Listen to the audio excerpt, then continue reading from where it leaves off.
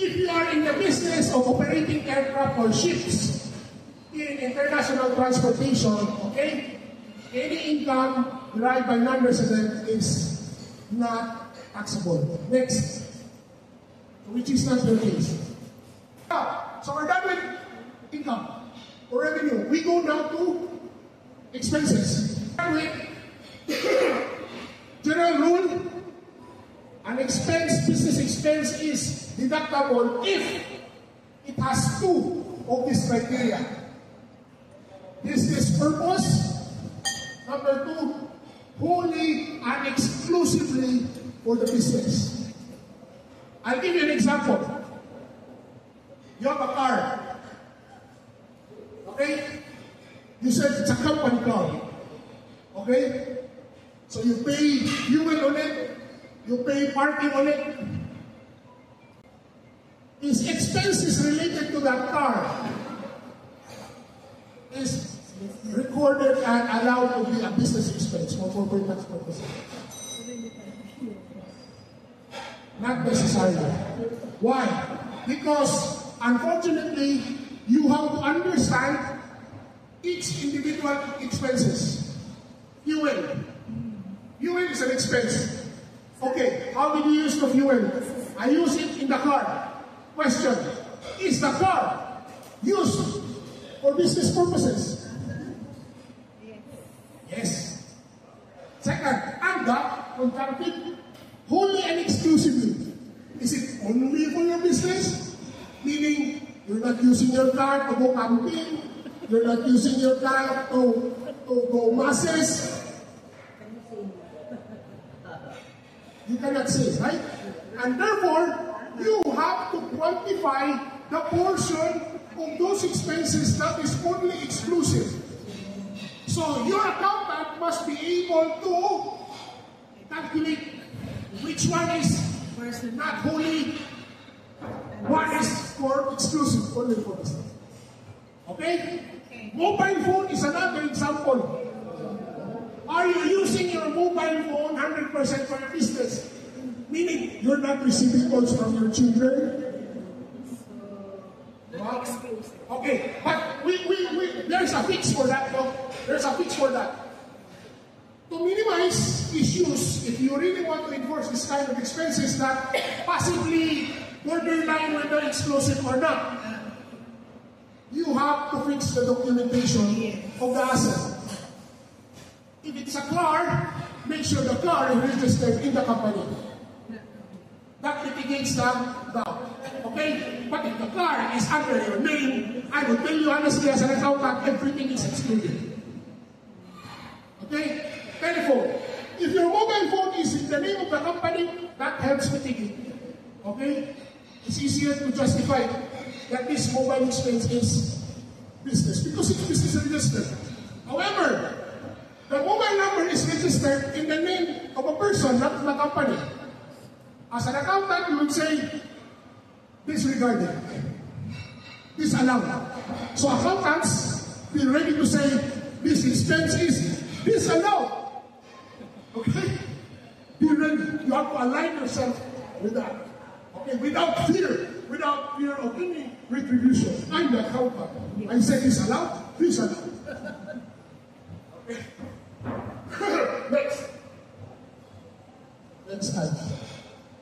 So, what are expenses that are generally deductible? Obviously, anything direct cost for goods and services. So your ingredients, right? These are direct goods. Salary to your employees, including directors and owners. Okay? These are deductible. So later, I don't know how many of you are recording salaries even in provision to the owners. If you are not, then you are not optimizing your deduction. You have to tell the owners that you are going from starting January 1, 2024, we will record expenses for your salary, even if we will have no money to pay you. Provision, okay? Again, remember, you have to make sure that you pass the market value test. And it must be arm's length, okay? do not pay salary just for the purpose of avoiding tax. No? So, make it arm's length makes it within market value. Next. Selling budgeting expenses, yes, that's deductible. Office administration expenses, yes, are deductible.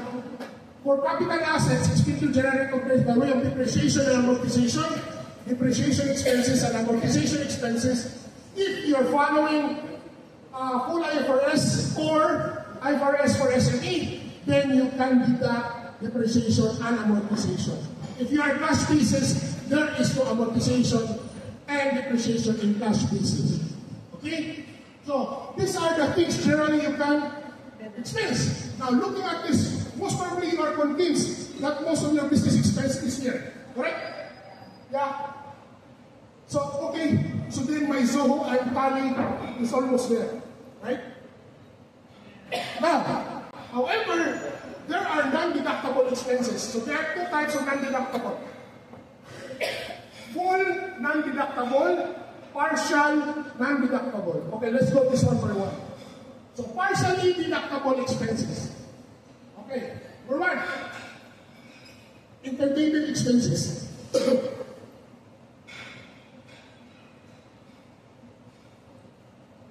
Entertainment expenses. So what are entertainment expenses? Expenses that we pay for our supplier, for our customers, for our owners, for our business relationship, like food, travel, amusement, entertainment, amusement parks, gym membership. So these are entertainment. Okay? Now, there are two types of entertainment expense in your business. The first one are entertainment expenses paid by your supplier, customers, owners, and other business relationships. That's one entertainment expense. But entertainment expenses paid for your staff, your team members, okay? That's the second one. The first one is 50% only deductible. If you're paying entertainment for customer, supplier, and shareholder, only 50% is deductible. Anything you pay for the staff, 100% deductible. Okay? Here. Next. Another partially deductible is called the interest expenses. Okay? Now, as a rule here, not all your interest expenses are deductible. There is a threshold limit. So the threshold is 30% of your EBITDA. Income before depreciation, amortization, and taxes and interest. Okay? So 30%. You calculate that first. What is 30% of EBITDA? Then compare to your interest expenses. Okay?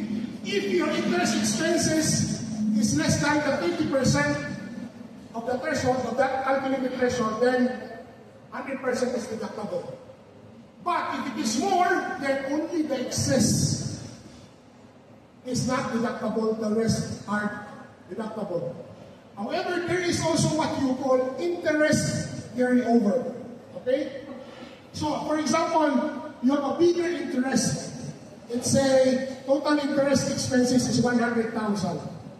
When you calculate the EBITDA, you only have, let's say, 30%, the 30% would be, let's say, only 60,000. Okay? So, 100,000 interest versus 60,000. So, you have an excess of 40.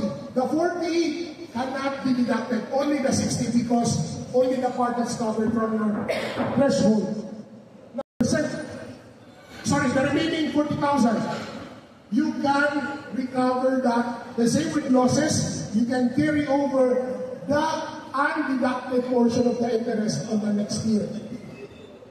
Provided that is still within the 30% threshold at the end of the next year. Okay? Now, most of you, do you have interest expenses? Okay. So what are interest expenses can be considered in your business? Interest expenses that you pay interest because you borrowed money to financial institutions. That is interest expenses. How about interest expenses that you paid because you borrowed from the owner, for example?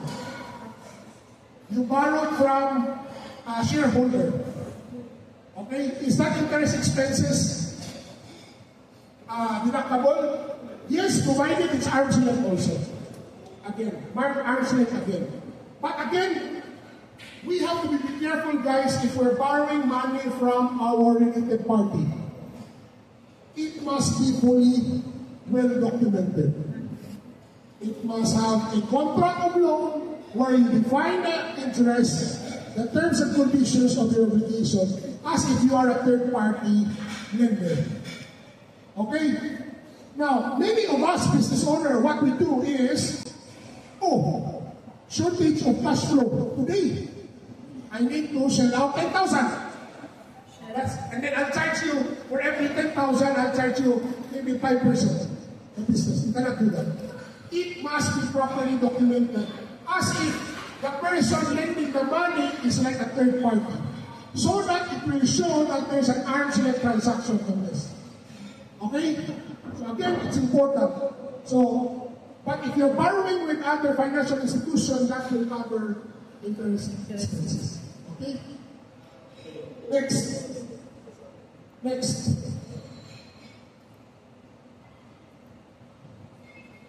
Okay. So everything. So this is what I explained earlier about the threshold. 30% tax adjusted EBITDA. Okay? And then you compare it also to 12 billion dividend limit. So if your total interest expenses are below on this limit, then you can deduct the entire amount. If not, any excess, the remaining undeducted, can you still deduct that? Yes, but not on the current tax period. You can deduct on the next tax period. Okay? Next. Okay. So these are just examples, no? Allow, interest expense allowed. Finance, guarantee fee, arrangement fee, protective fees, interest components of derivative instruments, interest equivalent from Islamic finance instruments, foreign exchange loss accruing from the interest, if there are FX, and then capital interest. Okay, next. Not allowed, no? So, if someone is charging interest because of this transaction, example, we declare dividends to our owners, right? However, we don't have money yet to pay. Declaration of dividend and actually paying the dividend are two separate things. They are two different events. Because, for example, right now, you would say, okay, I have a P&L of, let's say, 500,000. As business owner, we will get like 50,000 of this we will distribute as dividends. Right? So you will declare now, in a board resolution, I don't know if that's how you're doing it, but it should be done that way. When you're issuing dividends to your shareholder, you have to create a board resolution declaring the dividends. So then in your books, you will record dividend as a contra retained revenue account, and then dividends payable. Okay? So in this case, the dividends that you are declaring becomes now a liability because you have not paid yet, right? But since sometimes the company, what they will do, okay, I'll declare dividends, but I will pay this at the end of June this year. And because it's liability, on top of the dividends, we charge interest on the dividends. So is that interest expense of the company for the dividends due to the owner considered as interest deductible to corporate tax? No. Okay? So that is an interest expense that does not allow, including redemption of share capital contribution, acquisition, or ownership. So anything about shareholding, anything about dividends, and then you make interest expense from that, that is not interest expense deductible. Only for pure liability. Okay? Like, I will lend short cash flow with documentation and there's interest, then yes. Okay? Good. Next. Now, so the one I just discussed are only partially, meaning some of them are still deductible, but because of threshold and limits, you cannot deduct the rest, or if you can deduct, you can deduct it next year. Now, there are also expenses that no matter what, always non-deductible because of its nature. Number one, of course, bribes. For paying bribes, that's not deductible. Fines and penalties. So for example, penalties from breach of contract, no. Parking fines, no. So donation. So if you're making donations and charities payments to a person who is not a qualified public entity, not deductible. So what are qualified public entity? These are NGOs that the FDA has expressly listed, specifically their name, that these companies, any donation of these companies are tax deductible because they are called qualified public benefit entity. Okay? So when you are donating to someone, make sure that person or that company is a public benefit entity. Because if it's not deductible. So you have to remove that expense of the donation. Next, corporate tax imposed, of course, you cannot. Dividends and other profits division. So dividends and profits that you give to your shareholders is not an expense. Okay? It's a balance sheet transaction. Again, expenses that are not wholly and exclusively for business purpose.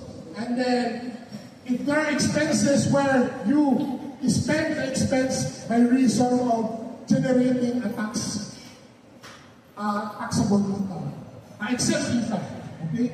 So that is also not allowed, okay? So, very specific. This is in the law also, by the way. So, this you cannot deduct. If you are recording this in your profit and loss as a deduction, you have to remove this. You have to add it back. Meaning, your taxable profit will increase. Okay? Because they are not allowed. You already deducted it from your accounting system, so you have to add it back. Therefore, taxable profit will have to increase. The base now will increase. Next. Okay. Are we still okay? Okay, so far, not sleeping? No? Okay, good. Not sleeping. Business losses. Okay. Business losses. I hope we are not having business losses. But, just in case, it's important to understand how do we deal with business losses. Okay?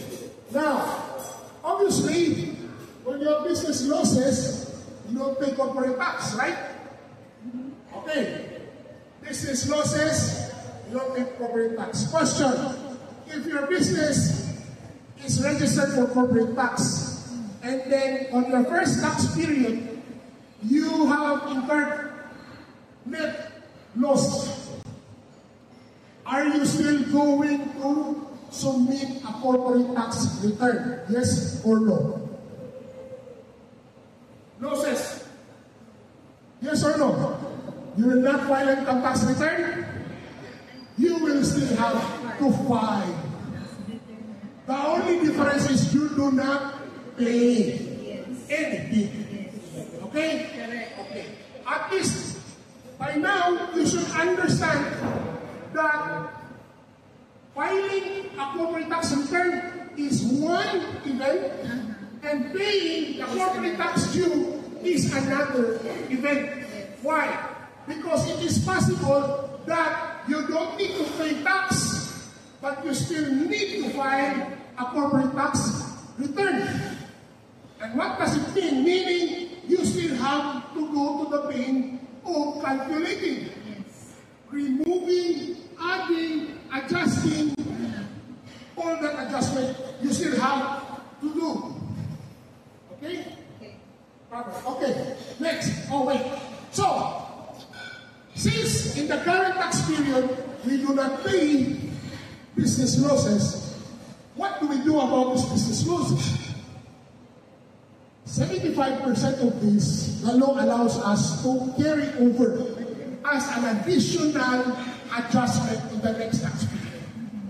So, assuming you have already a profit of 400,000 on the next year. The previous year, you have losses of 100,000, so 75,000 carry over. So 400 minus 75, you have 325. Now, you pay taxes? No, because it's already below the threshold, 375. Without the loss, you could have be liable for tax due for the 25,000. And because you have a tax loss carryover of 75,000, okay, your adjusted taxable income will now be 325. 10 times 0%. Okay? So do you file a return? Do you file a return? Yes. Do you pay tax? No. Okay, very good. Okay? Good. Next. Now, can everybody avail this relief? No. So if you're a qualified free zone, you cannot avail this. Okay? Next. Any excess use carry forward at the taxation indefinitely. Yeah. So here's a question. How about, sir, if I have business losses every year? What will happen to all these losses? Can I carry over them indefinitely? The answer is clearly here. Yeah, this is just a relief. Yeah. Relief. A relief for small business owners. Okay? So take note of that. Next question. Okay. Now, if you continue to, like you have, every year you have losses, right? One condition also must be met. At least 50% of the ownership structure of that business did not change. Because if you have changed the structure more than 50%, then the continuity is cut. Okay? So, if you intend, of course, I'm not saying you intend, if the deals will be continuous, be careful when you're selling your shares, and you have to tell the owner, the new buyer, that you cannot carry forward by losses. Okay? So, that's it. Okay, good. Tax period. So, tax period. How do you know what is the right tax period of your business? How do you know? How will we know that what is our tax period of the business? This information is mentioned in your memorandum of association. In your memorandum of association, it will mention your accounting period. The accounting period is equivalent to the tax period. Now, the accounting period can be fiscal or calendar. So you have to make sure when you have that. Okay? Next slide. So the tax period must be 12 months, calendar period, fiscal period, okay? Based on articles of incorporation or MOA. Next. Corporate tax timeline, okay? Actually, this information is already obsolete, but it's worth understanding this. Already, no? So, in 2022, the corporate tax was published, and then effectively January 2023, okay, period of registration started already. The effective of City Turn 1, corporate tax law is already implemented. Covered, certain businesses will start to be covered by corporate tax. Now, an example would be, this is your tax period. You start with January 1, December 31. So this is your first tax period. The second tax period would be January 25 and December 31, 2025, which is this year. So you are now in your second tax period already. Now, when do you file the tax return? That's 9 months from your last the last day of your tax period. Okay? So, it's important that your organization understand this timeline. Okay? At least on the registration level. It's important. Now, I need to cover also record keeping. All business documents you have to maintain and keep for 7 years. 7 years. Okay? So do not just throw them away. At least you have the electronic copy. Okay? Now, the law did not actually mention clearly whether are we required to do hard copy. But at least, if you can keep the hard copy, keep it, okay? And a backup of your soft copy. 7 years. Next. Accounting standards. Let's just review this again. Put everything. And you put everything. Yeah? So, this is just the guidelines. So, make sure your organization, when you are calculating your initial accounting income before taxes, no? You follow the right standard for you. If you are more than 50 million, full IFRS. If you are an SME, either full IFRS or IFRS for SME. If not exceeding 3 million, you can do cash basis. Okay? So, if you have an accountant, make sure the accountant understands where you are. Okay? Most of us will be in SME. Okay? And most probably, we will follow IFRS or SME. Okay? So make sure your accountant understands IFRS, SME. Okay? Next. Okay, audit. Okay? It's a common question. Is external audit part of the corporate tax compliance? Is it mandatory? Okay? The answer is no. No. I'm talking about external audit. Only certain taxable persons are mandatorily required to have an external audit. At least 2 types of taxable persons. The first one would be any taxable person with a revenue of 50,000, 50 million dirhams. If your revenue in the last tax period is more than 50 million, you need to engage an external audit to conduct an external audit. You need to engage external auditor. Why? Because you are required now to check whether you are doing the full IFRS. Okay? Now, or if you are a qualified free zone. If you are a qualified free zone, regardless of your revenue, you are required to do an external audit.